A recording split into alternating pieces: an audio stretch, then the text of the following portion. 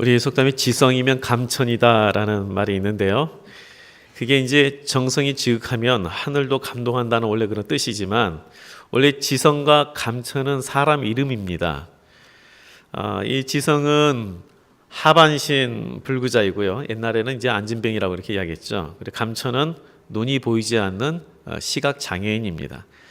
그래서 이 두 사람은 다른 사람의 도움이 없이는 살아갈 수 없는 그런 불구자인데 하루는 이런 이치성과 감천이 만났어요. 그래서 걸을 수 없는 그러한 사람 지성과 또 시각장애인인 감천이 의논을 해서 자, 내가 눈이 보이지 않으니까 지성이가 이제 이 감천이 등에 엎여가지고 내가 너의 눈 역할을 하겠다. 그리고 너는 나의 다리 역할을 해라. 그래서 지성이가 감천 위에 올라가지고 이 왼쪽 귀를 잡아당기면 왼쪽으로 가고 오른쪽 귀를 잡아당기면 오른쪽으로 가고 이렇게 이제 서로 간에 합의를 하고 전적으로 서로에게 맡깁니다.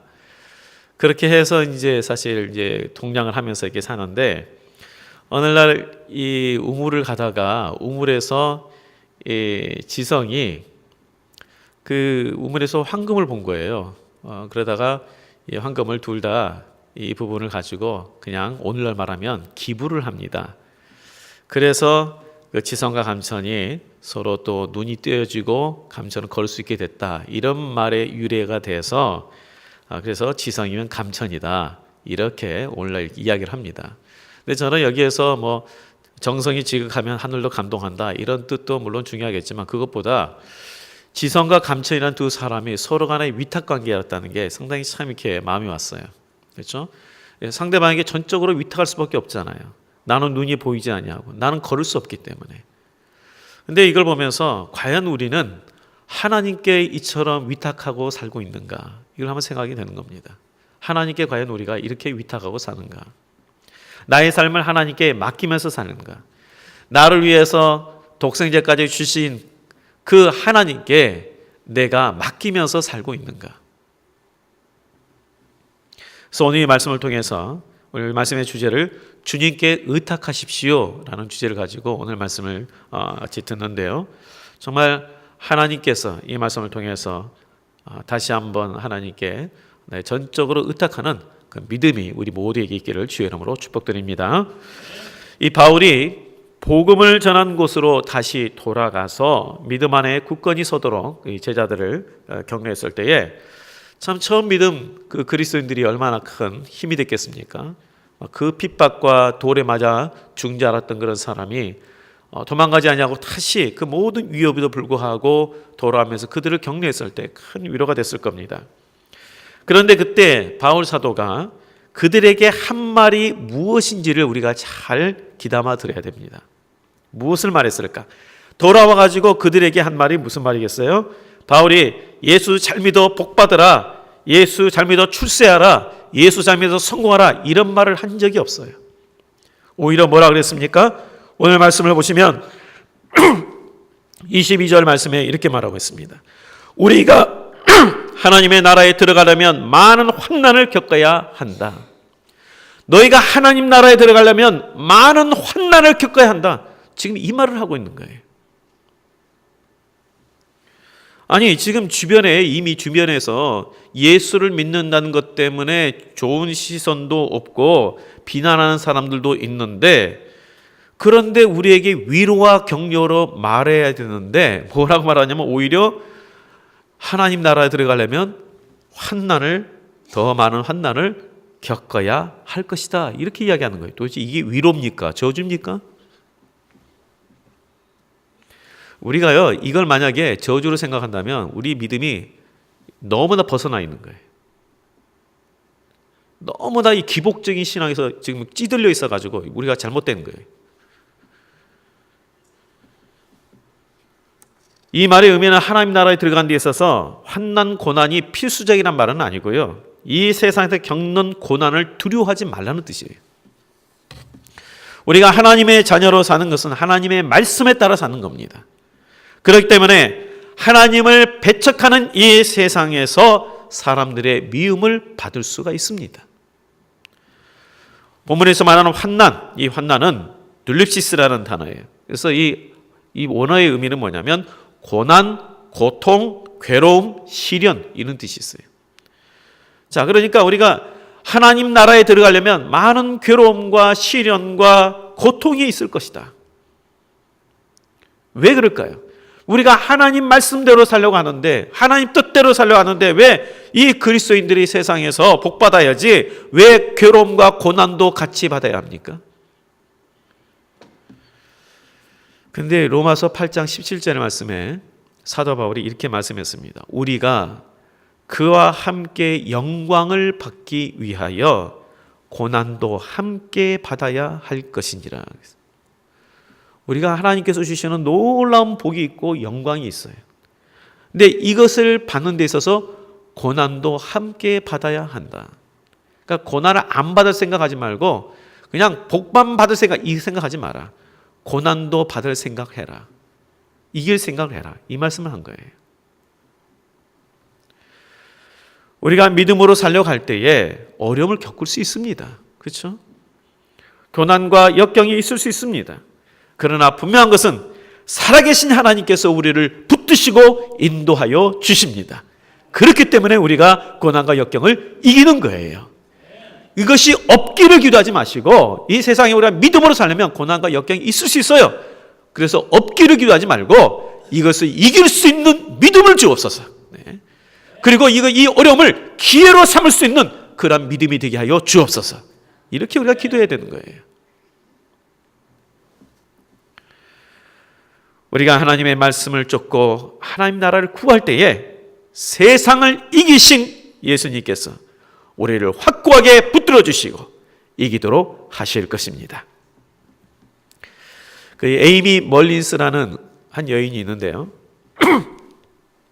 이 사람은 한번 그림을 보세요. 이쪽에 그 여자분이 계셨는데 그 밑에 다리가 무릎 아래로 다리가 잘려 있죠. 네. 이분이 에이미 멜린스라는 분입니다. 육상 선수고요. 그리고 모델이고 영화 배우입니다. 그녀는 다른 사람과 그 다른 점이 뭐냐면 무릎 아래로 두 다리가 없다는 거예요.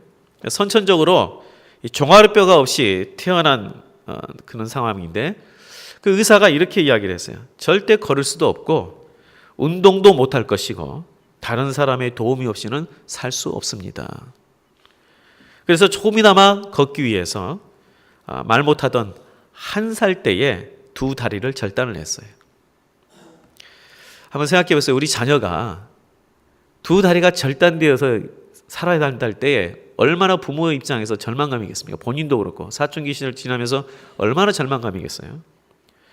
그런데 이런 상황에서 그녀는 명랑함을 잊지 아니하고 두 우적을 가지고 걷고 또 뛰었습니다.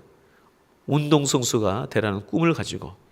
그래서 1996년 장애인 올림픽에서 육상 부분 세계 신기록을 수립을 합니다. 그리고 피플지가 선정한 세계에서 가장 아름다운 사람 50인에 선정이 됐고요. 그리고 이 에이미는 의족을 차고도 모델이 되었고요. 영화배우가 되었어요. 네, 그만 보여줘도 돼요. 사람들이 궁금했어요. 아니 어떻게 장애를 극복했습니까? 역경을 이겨내고 성공할 수 있는 비결이 뭡니까? 그러면 이 에이미라는 여인이 뭐라고 대답하냐면 역경과 장애를 극복한다는 것은 저에게는 맞지 않는 말입니다. 역경이야말로 우리의 자아와 능력을 일깨우고 내 자신에게 선물을 갖다 주기 때문이죠. 이렇게 대답했다는 거예요. 그러면서 또 말하는 게 뭐냐면 제 생각에는 진짜 장애는 억눌린 영혼입니다. 진짜 장애는 뭐라고요? 억눌린 영혼이다. 억눌려서 아무런 희망이 없는 마음, 억눌려서 아름다움을 보지 못하는 눈, 이게 진짜 장애라는 거예요. 그래서 누군가는 역경이라고 부르는 것을 누구는 기회라고 불러요. 사람들이 장애를 극복했다라고 말할 때 이 에이미라는 여인은 잠재력을 끌어냈다라고 이야기를 해요. 자, 여기서 보면 얼마나 우리 태도가 얼마나 중요한지를 다시 한번 알겠죠. 믿음의 태도가. 그러니 우리가 우리에게 주어진 상황 역경 가운데에 하나님 이러한 어려움들은 나에게는 적대 닥치지 않게 해주옵소서 이렇게 할 것이 아니라 나에게 있어서 우리가 이 땅에 살면서 믿음 때문에 닥치는 여러 가지 어려움이 있을 수밖에 없는데 그럴 때에 이것을 오히려 기회로 삼게 하여 주옵소서. 네. 이기게 해 주옵소서. 사도 바울은 진짜 장애가 무엇인지를 너무나도 잘 아는 사람이죠. 이 에이미가 말했던 것처럼 진짜 장애는 하나님을 볼 수 없는 눈을, 영적 소경이 진짜 장애인이고 하나님 말씀을 들어도 깨닫지 못하는 바로 그게 장애인이라는 걸 너무나 알기 때문에 그래서 일반적으로 맞는 우리 장애와 역경과 같은 그러한 것을 두려워하지 말고 피하지 말고 오히려 그것을 기회가 되도록 해라. 그러니까 많은 환난을 겪어야만 되는데 이걸 이겨라 라고 말하는 것이에요. 그리고 이 말씀에서 우리가 또 기억해야 될 것은 이 땅에서 우리가 환난을 당하고 고통을 겪을 때에 이 예수님께서 고난을 당한 걸 한번 생각해 보세요. 예수님께서 이 고난을 당할 때에 예수님을 미워하는데 앞장선 자들이 누구였습니까? 예수님을 핍박하는데 앞장선 자라면요, 하나님을 모르는 사람이 아니에요.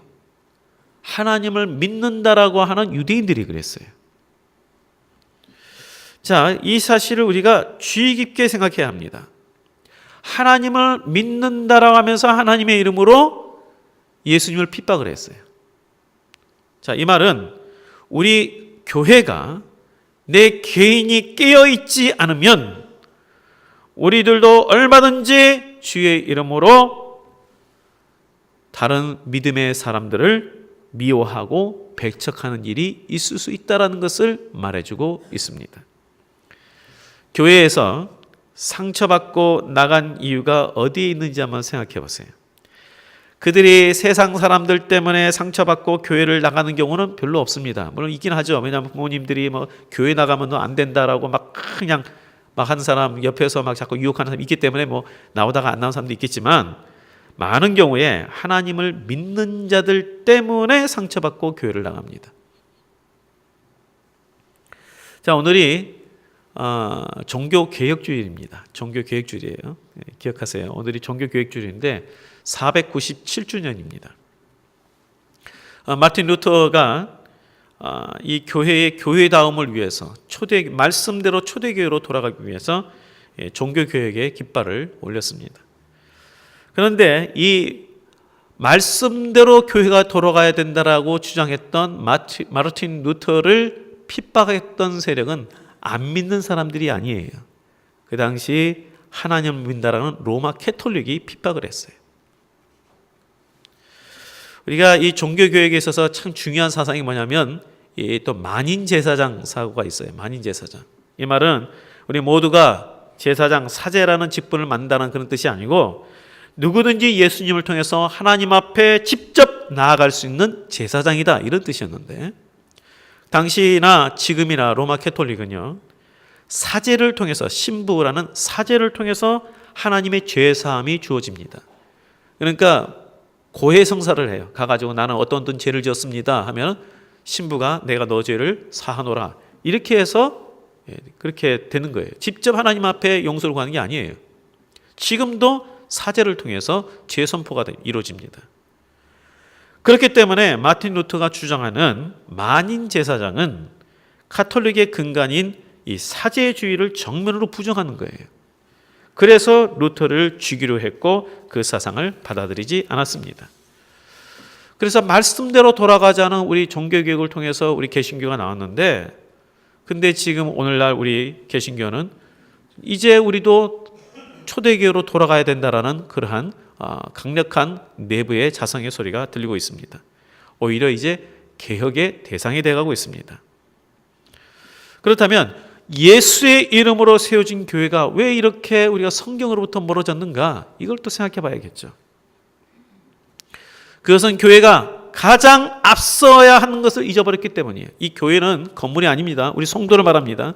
왜 우리가 다시 초대교회로 돌아가야 되는가? 이 말을 왜 듣느냐면 우리가 가장 앞서야 되는 것을 잊어버렸기 때문이에요. 가장 앞서야 되는 것. 근데 우리는 너무나도 복에 익숙해져 가지고 이 땅에서 잘 되는 복 이것만 요구하다 보니까 정말 앞서야 될 것을 잊어버렸어요. 그게 뭡니까? 교회는 하나님의 말씀을 드러내는 말씀의 도구요 통로가 돼야 돼요. 말씀의 도구의 통로가 돼야 돼요. 그렇기 때문에 교회는 하나님의 말씀을 앞세워야 돼요. 우리가 하나님의 말씀보다도 어떤 전통이나 정서, 우리의 정서를 앞세우면 교회는 사람의 뜻이 앞세워지는 이해 집단이 되어버립니다. 그래서 우리는 철저히 하나님께 의탁해야 돼요. 철저히 하나님께 의탁해야 돼요. 우리의 관습, 우리의 전통에 의해서 교회가 움직이는 게 아니라 하나님의 말씀이 어떻게 있냐에 따라서 우리 교회가 움직여져야 돼요. 루스드라와 이고니엄과 비시디아 안디옥을 차례로 이 사도 바울이 가는 곳마다 찾아가면서 그들을 격려하고 또 교인들을 중에서 이 장로들을 택하였습니다. 오늘 본문에 보면 23절에 각 교회에서 장로를 택하여 금식 기도하며 그들이 믿는 주께 그들을 위탁했다라고 기록되어 있습니다. 자, 각 교회에서 장로들을 택하여서 금식 기도하며 그들을 누구에게 위탁했다고요? 주님께 위탁했다. 사도 바울이 지금 현재 그 돌아가는 길에 믿음을 가졌던 자들 중에 이 장로를 세우면서 하나님께 위탁을 했죠. 이게 전부였어요. 그들에게 물질적인 지원이나 다른 거 해줄 수 있는 게 없었어요. 그냥 주님께 위탁을 했어요. 자, 그런데 왜 장로를 세웠을까요? 교회의 어떤 조직을 강화하기 위해서 세웠을까요? 아니면 장로란 직분을 더 만들어주기 위해서 세웠을까요? 아닙니다. 그들로 하여금 기도하고 주님께 위탁하는 자세를 본으로 보여줘서 다른 성도들이 그렇게 살도록 하기 위해, 그러기 위해서 세운 거예요. 너희들이 하나님께 위탁하고 그 위탁하는 모습으로 다른 성도들도 그 본받아서 하나님께 위탁하는 삶이 되도록 하기 위해서 그 직분을 줬다는 거예요. 우리 교회 우리 한종 직분자들에게도 그리고 우리 다른 성도들에게도 다시 한번 말씀드립니다. 한종직은 명예직이 아닙니다. 그건 계급이 아니에요. 기도하며 하나님께 위탁하는 삶을 보여주라고 세운 거예요. 그래서 다른 교회들에 좋은 영향을 끼치라고 세워준 거예요. 그런데 어느 순간에 교회 안에 어떤 이 직분이 약간 이상하게 이 명예직이 되고 계급화되는 그런 경향을 갖게 됐어요. 절대 아닙니다. 우리 교회는 하나님 말씀대로 다시 돌아가야 돼요. 하나님께 위탁하고 기도하는 자가 되도록 하기 위해서 세운 거예요. 여기서 바람직한 교회의 모습이 나와요. 성도가 서로를 위해서 기도하고 주님께 자신을 위탁하는 것을 보여주는 교회. 바로 이것이 아름다운 교회예요. 그 위탁의 이 사전적인 의미는 어떤 일이나 사물의 처리를 남에게 부탁하여 맡기는 것입니다. 그렇기 때문에 나를 주님께 위탁한다는 것은 나를 주님이 뜻하시는 대로 맡기는 것을 말합니다. 이제 더 이상 내 생각대로 내 계획대로가 아니라 오직 주님의 뜻대로 움직이겠습니다. 이게 주님께 위탁하는 거예요. 나의 삶을 온전히 주님께 맡기겠습니다. 그러기에 어떤 말씀이라도 내가 순종하겠습니다. 이게 위탁이죠. 우리가 이러한 위탁의 신앙이 되도록 그래서 힘써야 하고 그렇기 때문에 또 우리가 기도하는 것입니다. 연약하고 유한한 인간이 내 능력으로 주어진 어려움, 고난, 절망의 상황을 뚫고 나가는 것 참 대단합니다. 그러나 내 자신의 능력만 의지하는 것이라면 이것은 어리석은 짓입니다. 왜냐하면 이 일들을 해결했다 하더라도 교만을 가져오고 하나님 없는 삶으로 이끌기 때문입니다. 그러나 기도하면서 하나님께 자신을 위탁하는 자에게 주어지는 그 모든 어려움과 환난은 그 사람에게 있어서 많은 사람들에게 힘을 주고 위로를 주는 그런 기회로 주어지는 것입니다. 이런 자세가 우리에게 절실히 필요합니다. 서로를 위해 기도하는 교회가 되어야 합니다. 내 생각과 계획대로 사는 삶이 아니라 하나님께 나의 삶을 맡기고 오직 하나님의 인도하심을 받는 삶이 되도록 기도해야 합니다. 그래서 우리가 새벽에 나와서 기도하시든 또 우리 금요 기도에 나와서 기도하시든 그 기도할 때에 우리 계속해서 그 기도해야 돼요. 우리 성도님들, 하나님 나라에 들어가기 위해서 믿음 때문에 겪게 되는 어려움과 역경이 있어도 두려워하지 마시기 바랍니다. 믿음 때문에 점차적으로 이제 우리 교회의 성도님들이 하나님께서 더 복을 주셔서 저는 이렇게 말하면 그럼 이 땅에서 그냥 복 받지 말고 맨날 어려움만 겪고 살아야 되는데 저는 그게 아니에요. 그렇게 오해하시면 안 돼요. 저는 정말 우리 성도님들이 직장에서도 사람들로부터도 존귀 여김을 받고 인정받는 자가 되길 원하고요. 그리고 사업하신 분들은 더 많이 이 사업의 문창에서 주의 나라를 위해서 많이 쓰임받기를 진정으로 원해요. 그렇게 돼야 돼요. 그런데 우리에게 형통만 어떻게 형통만 합니까? 어려움도 오잖아요. 그리고 내가 믿음으로 살려고 그러면 우리가 불이익도 당할 때도 있잖아요. 다른 사람은 탈세도 하고 그냥 또 세금도 이렇게 살짝 이렇게 감추기도 하지만 우리는 정직하게 주의 말씀대로 하려면 당장으로는 이익이 별로 없을 때도 있잖아요. 그렇지만 그러나 하나님께서 우리를 붙드시고 인도하시기 때문에 결과적으로는 우리에게 더 많은 것을 주시는 거예요. 그래서 이 어려움 또 우리에게 더워지는 고난 이거를 두려워하지 말라는 것입니다. 오직 하나님 의지하고 의탁하고 하나님께 맡기고 나가십시오. 이럴 때 하나님의 역사가 있습니다. 오늘 찬양했던 전능하신 하나님께서 전능하신 하나님, 그 하나님이 나를 위해 독생자까지 주신 그 하나님께서 주님께 의탁하는 우리 모두를 붙들어 주시고 인도하여 주실 것입니다. 이러한 삶이 되시길 주의 이름으로 축복드립니다. 기도하겠습니다. 하나님 아버지, 우리의 믿음이 오로지 하나님만 의지하고 또 나의 삶을 하나님께 의탁하는 그런 믿음이 되게 하여 주셔서 우리에게 주어지는 삶 가운데 혹 어려움이 온다 할지라도 그것을 피하거나 두려워하지 아니하고 전능하신 하나님의 능력을 힘입어 이겨나가는 성도가 되게 하여 주시옵시고 믿음으로 나아갈 때에 혹 주어지는 그 모든 어려움도 담대하게 이겨나갈 수 있는 우리 모든 성도들 되게 하여 주시옵소서.